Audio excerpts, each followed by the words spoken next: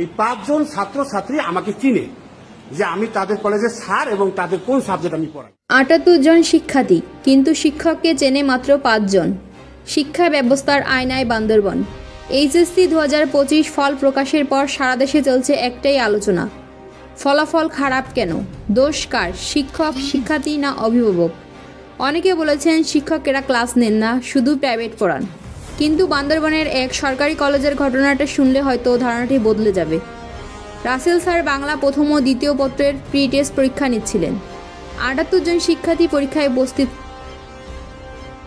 কিন্তু এখন আসল বিষয়, রাসেল স্যারের কথায় মাত্র 5 জন শিক্ষার্থী তাকে চেনেন এবং জানেন কোন বিষয় তিনি পড়ান।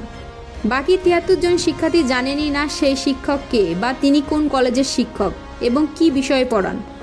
অথচ শিক্ষকেরা নিয়মিত ক্লাসে আসেন, অপেক্ষা করেন, কিন্তু ক্লাসে বসে থাকা খালি চেয়ার, ফাঁকা বেঞ্চ। শিক্ষার্থীরা ব্যস্ত টিউশনে, অনেকে আবার কলেজেই আসে না। শুধু ফলাফল খারাপ হলেই দোষ পড়ে শুধু শিক্ষকের ঘাড়ে।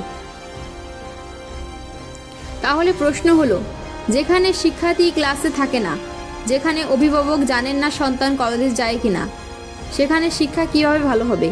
এই ঘটনাটা আমাদের ভাবতে বাধ্য করে। দোষ শিক্ষকের একার নয়, দায় আমাদের সবার। যেখানে শৃঙ্খলা হারিয়ে যায়, সেখানে হারিয়ে যায় শিক্ষা আর ভবিষ্যতও। Hello news desk, 22 October 2025।